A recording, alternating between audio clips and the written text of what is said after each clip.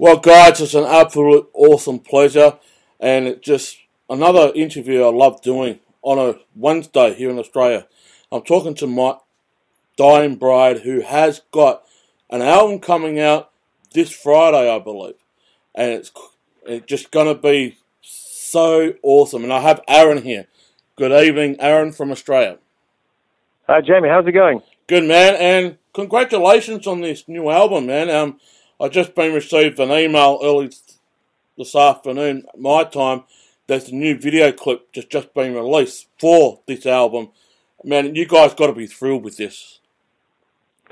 Yeah, I mean, we spent a long time doing this album, longer than any other album, because we knew it would come out roughly on our 25th anniversary, so it had to be special. And so we spent a long time looking at the songs and just tweaking them, rewriting them, shuffling things around just to make sure that they were just so, because we knew a lot of people would be looking at this.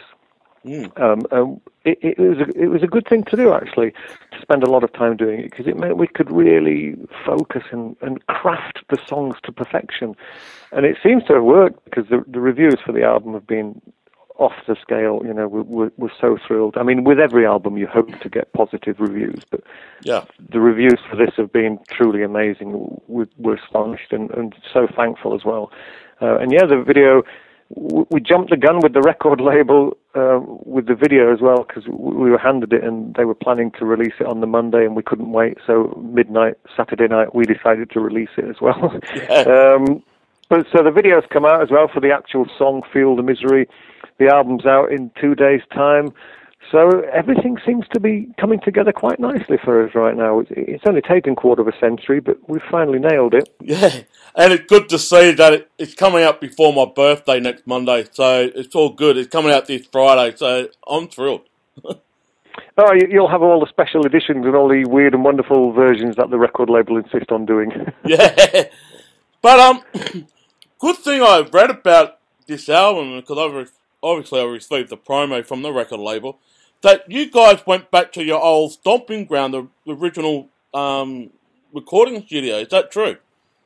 We did, yeah. We went back to the Academy studio where we recorded pretty much all of our previous albums, apart from the last 2 or 3, where we used Future Works in Manchester. But that studio, which we were hoping to use, was simply unavailable. So we looked around at a few others, and we didn't really like the look of them.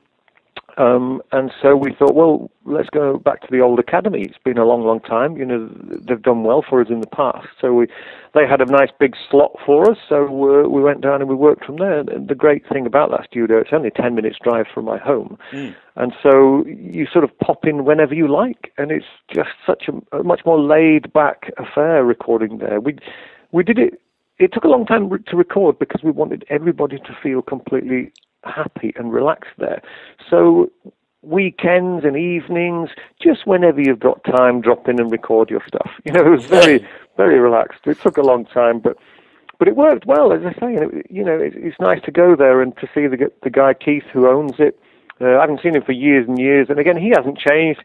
He's slightly wider and has slightly more white hair, but then haven't we all? And just a nice little atmosphere to be there. It's good to go back. It is, and it's great to see you guys been around for 25 years with the new album coming out this Friday called Feel the Misery. The question I want to lead into, how important is for you guys to stay relevant, which I mean be on top of your game, because 25 years ago you had all that money in the music industry and record labels were financing the band to keep them afloat, but some bands that want to start out today got to have a 9-to-5 job on the side to keep the band and the income and the bills afloat type of thing. So how important is for you guys to stay relevant and also on top of the game? Well, we've never really been in the spotlight much, so I'm not sure if some people will actually consider us being relevant. We're still an underground cult band. You know, what we do is we write particularly melancholic music, and that is not hugely popular. So we'll never be another Metallica. No. We'll never be huge, but we'll do all right. Yeah. So we don't. I think striving to be relevant is something that some bands might attempt to do, but we're not that bothered because we're not so sure what we're doing is. I think relevant and trend are two similarly linked words, and we are most definitely not on trend, not with this kind of music. But we always try to make sure that the things that we create today are an improvement on the things that we created yesterday. Yeah. And that gets trickier with time because we've raised the bar quite high for ourselves. When you're starting to get album reviews where you're getting 10 out of 10, how do you better that? You know, it's difficult. And I know that when we start writing the next record, we've got to make it better than this one. And this one seems to be going down a storm. And so there's some big challenges ahead of us to improve upon on Feel the Misery. But we will always attempt to do it. You know, it's a challenge we're very much up for because we've got a lot of music still within us. I can't say we're going to be around for another 25 years, but I can certainly, I imagine we've got another decade in us at least. We've got plenty of ideas, and there's more to come. Yeah. I mean, I look at it this way too. The pop culture. I'm talking about the media side of things here. That they'd like to trend things, and you just mentioned it there. Like there's always a trend. There's a fashion trend. There's a music trend. There's all those type of things. And I think the wheels of motion have changed. I mean, there's so many companies out there that have basically lost their income and probably gone to another one. I'm talking about bands here. But most importantly, a lot of bands don't want to be the next Metallica. There's only one Metallica, or there's one Megadeth. They're never going to be another Metallica. They're going to be my dying bride. That's who they are. They're going to be my dying bride. Whether the success gets there, that's another story altogether. I mean, you've been around for 25 years, and obviously you've got the runs on the board, but you haven't paid attention to the trend, so to speak. I mean, I like that because the thing is, as a fan myself of music, and especially the metal music, whether it's glam, rock, whatever, it's great to know that there's bands out there today that are still putting a message out and great albums, but I find it very disappointing when they're not getting the kind of recognition they truly deserve. And you just mentioned that the reviews are coming through. It definitely tells me there are ears out there listening to the album. Yeah, you're right. I mean, I'm sure some magazines who have really, you know, they've given us various marks because they just have to. I mean, we've seen reviews of previous albums where you clearly know the journalist has not even listened to the album because they've commented on the violin and there is no violin on the album. They just know that they knew there was a violinist in the band and they had no idea the violinist had left and there's no violin on the album, and they still mention it. Yeah. And so we know that some magazines, they just give us an average score because they have to, and they don't even want to listen to the music and they're not interested. But that is definitely changing. That is definitely changing. So despite me saying we're an underground cult band, the tide is changing a little bit more, and I'm sure we're certainly not ever going to be a trendy band, but I think the popularity is rising, which is, it's great, because you sometimes think, if you've been around a long time, people are just going to forget about you, or they'll just think you're some grey old dinosaurs who are just plodding along in the background, doing what you do, playing the small clubs, and not really achieving much. But I hope that with this album, some of those magazines and some of those journalists will suddenly think, well, hang on, this band are still relevant. Look at what they're doing now. The album's, it's bright and shiny, you know, despite some of the heavy melancholy involved within it. It's got new and exciting things going on. And I certainly hope that My Dying Bride fans of old, you know, like the new album too, because you always make and lose fans with every single record you do. But I think this one has enough variety to keep the new guys happy and the old boys happy as well. So we'll see that when we go on tour and see who turns up to see us. Yeah.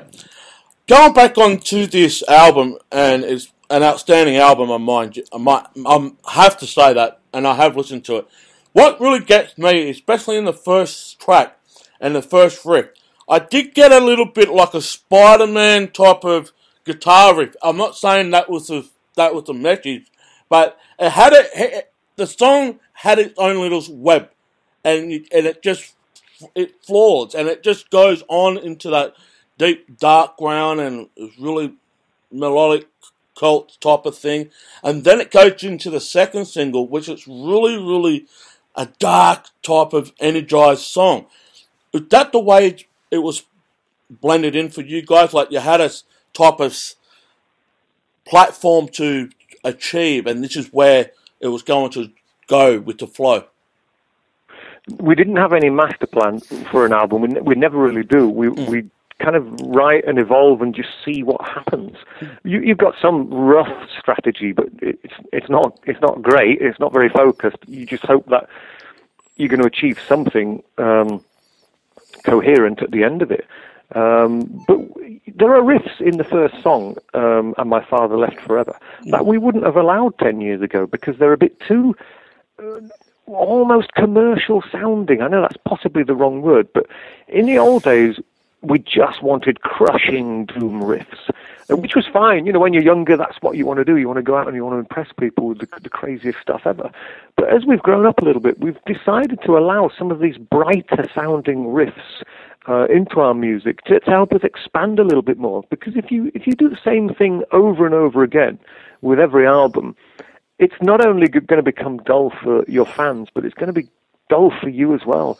So expanding a little bit more, allowing some of these brighter elements of guitar work into your music, it's just a much more, I don't know, it's a wonderful thing, I think. You know, when I listen to that song, my foot's tapping away like a lunatic, which it never normally does with My Dying Bride songs because of the nature of the beast.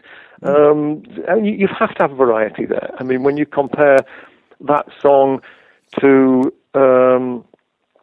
I don't know, I Almost Loved You, which has no guitars in it at all, but it's still a sublime piece of music. It shows people that we have the ability to inject a lot of variety, but still keep our feet maintained in our roots. You know, we haven't lost sight of who My Dying Bride are, but we can expand enough to still make it exciting.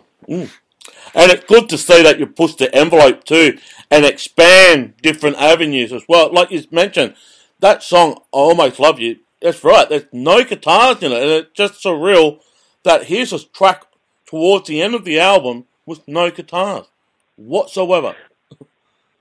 Yeah, and it's a real tearjerker. I mean, it's great to have things like that because the guitar work is amazing anyway. But sometimes when you get a break from it, there's a sudden clarity. It almost gives you time to breathe. But then when a song like that comes in, it's such a heartbreaking song that the breathing space is a false one. I just want to ask before we go on to the tours news and that, how could you control the beast that is My Dying Bride? I don't think you can control the beast after 25 years. You just simply can't. We've no intention of doing that because if you try to control things, then try and force them into certain areas, it's just not going to work. We've allowed the band to pretty much do what it wants, and that's why we've remained with the record label for such a long time, the same label, because they knew that when they signed us up all those years ago, we weren't going to be doing what we were told, and so they never even bothered telling us what to do, and that's why we've managed to get away with spending such a huge amount of time writing this album. A lot of record labels simply wouldn't tolerate bands doing that. They would just give them the hurry up. Well, our record label don't even bat an eyelid. We've got full artistic integrity, and that's amazing. That's why we've been with them such a long time, and that's why My Dying Bride is what it is. And it's great to see that, I love bands that have a never say die attitude, that don't really want to be told what to do and whatnot. And I mean, another band that I'm truly fans of is Steel Panther, and they've been told by their own record label, hey, you better tone them the lyrics down a bit, what you're putting out there, because we want to make it more commercial friendly. And they say, no, screw you. This is who we are. We're not going to change for anybody. If you don't like it, well, lump it. And I know. Yeah, it's just great to say that I love bands who have that type of attitude. I mean, it's okay to listen to advice, but sometimes not taking the advice is work wonders, because... Yes, I mean, sometimes we've almost gone and done completely the opposite of what we imagined the label would like us to do, because, I mean, the last EP we did, I'm sure the record label hoped that EPs get some radio airplay, and, you know, because they're almost like, well, they are big singles, aren't they? But when we did Bargester Whitby, it's a 27-minute long song. So I'm sure when the record label heard it, they thought, well, it's a great song, but it's no one's going to play it on the radio. Never mind, let's hope for a hit single on another occasion. But, you know, no record label would let you get away with an EP like that. And, you know, God bless ours, they'll put up with almost anything. But they know that ultimately we're not going to take the mickey. As long as songs are as complex as they are, as controversial as the lyrics may be, it's a quality item delivered at the end of the day. You know, we're not kids. We're not mucking around here. Our reputation's at stake. We're going to make sure it's damn good. It is. Now, you just recently done a UK, or not UK, but a Europe festival tour. Is there any plans any other plans for My Dying Bride to expand that to come down this neck of the woods, so to speak? We've been trying to get down there, Jamie, for yonks and yonks. I don't know why we haven't made it, because we've seen smaller, younger bands down there, and, you know, in New Zealand and up to Japan and China, and I'm thinking, well, how are they doing it? We've never been to these places. We've been trying to get there for years and years and years, and we're not entirely sure what the problem is. I've conversed with our promotional guy in this neck of the woods, and he puts all offers to us if they are reasonable offers, and we have had almost zero reasonable offers from that part of the world, which it would suggest that although the fans love us down there, perhaps the venue owners aren't that keen, and, you know, perhaps they are after bands that are on trend. I mean, fair enough, they've got to fill their venues, otherwise they'll close. Yeah. And perhaps they see My Dying Bride as the sort of band who don't really fill venues because it's just too underground music, and, you know, but you never know. With the reviews that the new album's been getting, they might take a punt. Yeah, and I'm surprised because there are venues here and there are promoters down here, and I'm just surprised that they haven't knocked on your door and say, hey guys, come down here. I mean, we got venues down here, but I think one of the other important things I should make a point is it does cost a bit of money to bring the production down here. I mean, you're coming from one neck of the woods to another, and it does cost money. And I know you guys been around for 25 years, and we've been knocking on the promoters' doors, hey, get someone to get them down here, but it's fallen on deaf ears. I don't know why. What's the reason behind it? I really don't. Well, we're going to try harder. We really are, because I'm sure we can get down as a package deal with a couple of other European bands of a similar stature and similar genre to My Dying Bride. And if we can work out some kind of package deal, then it is inevitable we're going to come down. It's not going to happen this year. No. But I can't see why in 2016 we can't make it down there. We're going to try for that for sure. Yeah, we cannot wait. And I'll have to ask some people around as well, which I know, and see what we can do. So I'll be... Yeah, it would be great. I'll be rolling here. I'll be rolling. Cheers. But anyway, I need to wrap up because 20 minutes is almost up. But I do want to say this to the fans out there that are listening, that My Dying Bride album, Feed the Misery, will be out on Friday, the 18th. Please get it. There is a vinyl. There is a 2 CDs edition as well. All those digipack, e-yearbook, all those things are available. Please put your hard-earned money back into the music scene. Buy the album. Do not pirate, download. I hate that crap. But anyway, put your money in. Buy the album. Let's rally. Let's get these guys down here. Ask your promoters around in your local woods and get these guys a bit of an exposure to these promoters, because there are promoters here, there are venues here, and we want these guys down here 2016, 17. Let's make it happen. Aaron. Cheers, Jan. I appreciate your help there, mate. Yep, Aaron, it's a pleasure, and I cannot wait to hear some more reviews, and I'll write me my review over the weekend myself too. I'll pass it on to you. Oh, well, I look forward to that, and a big hello to all the Blood, Sweat and Metal Radio listeners out there. Hopefully, we'll see you face-to-face one day. Yes, we will. All right, guys, we're going to play you the title track, and we're going to give a little more wrap-up news that we've got all over the place here as well. So I've got a stack of paper that I've got to get through. All right, Aaron, it's all the time we got for, man. Thank you so much, and it's an absolute pleasure. Cheers, pleasure here. Cheers, Jamie. Thank you very much. Bye-bye. Bye-bye. Bye.